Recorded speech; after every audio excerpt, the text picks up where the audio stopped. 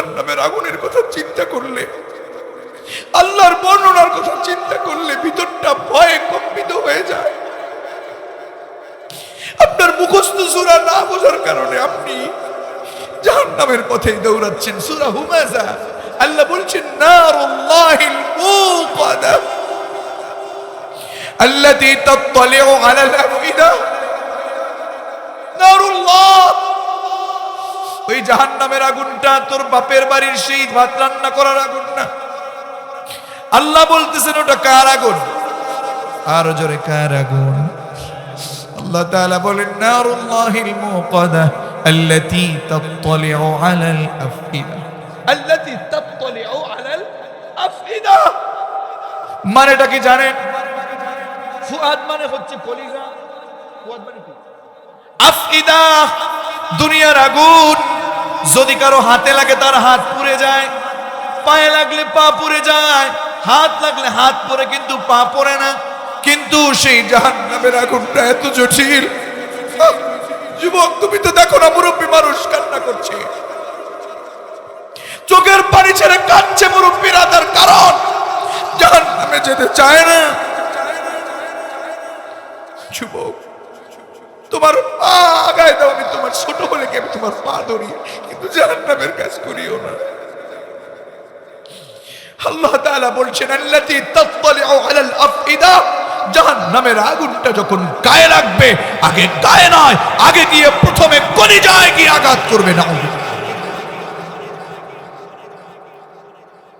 আমার বন্ধুগণ, এজন্য জাহান্নামের আগুনটা সহ্য করা যাবে না। জাহান্নামের আগুনটা বড় কঠিন। কবরের আযাব সহ্য করা যাবে না। কবরের আযাব বড় কঠিন, ঠিক কিনা? কবরের আযাব সহ্য করা যাবে নাকি? কবরের আযাব, জাহান্নামের আযাব থেকে মুক্তি পাবার জন্য রহম এবং করুণা লাগবে কার? আরো জোরে, করুণা লাগবে কার? কবরের আযাব যে এত কঠিন, সইতে আমি পারিব না। মৃত্যু যন্ত্রণা কত কঠিন, সইতে আমি পারিব না। পারা যাবে নাকি? ও গো দয়াময় হে রহিম, ও গো দয়াময় হে রহিম, চাই যে তোমার শুধু করুণা। কবরের আযাব যে এত কঠিন, সইতে আমি পারিব না, ঠিক কিনা? কবরের আযাব সহ্য করা যাবে না, জাহান্নামের আযাব সহ্য করা যাবে না। অন্যত্র আল্লাহ বলেন কুল্লামা নাদিজাত জুলুদুহুম বাদদালনাহুম জুলুদান গায়রাহা লিয়াযুকুল আযাব। যুবক, তোমার কাছে মনে হচ্ছে তুমি আরো 10 বছর বাঁচবা। আমার বাবার কাছে, আমার বড় ভাই বলেন, বাবা বলেন, আমার বাবার বয়সী মানুষ, তার কাছে জিজ্ঞেস করে দেখেন না, তার ভিতরে তোমার মতো ওরকম চিন্তা নাই।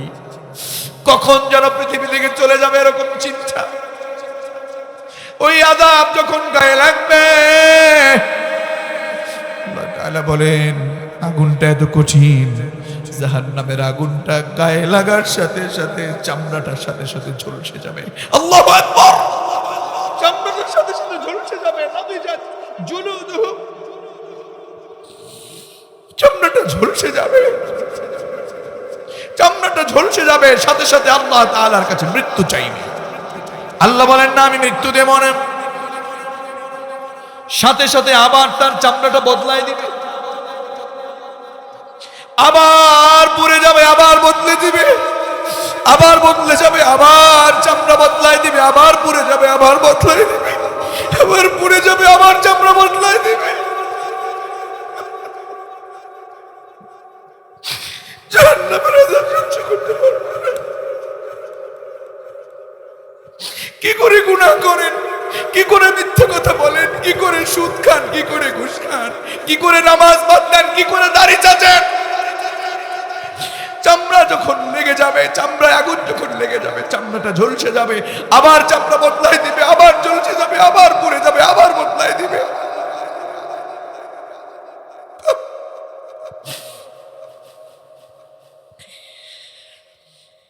আমি বলছিলাম জাহান্নামে কারা যাবে? সূরা মুদ্দাথিরে বলেছেন 4টা অপরাধ করলে জাহান্নাম। কয়টা অপরাধ? আরো জোরে, কয়টা অপরাধ? অপরাধের 1 নাম্বার হলো নামাজ যারা ছেড়ে দিবে তারা জাহান্নামে যাবে, জান্নাতে যেতে পারবে না। আজকে আপনি ঘরে ঘুমায় রইছেন, আযান শুনেছেন, মসজিদে এসেছেন, আপনার ছেলেও ঘুমানো, তাকে নিয়ে আসেন নাই, আছে না নাই?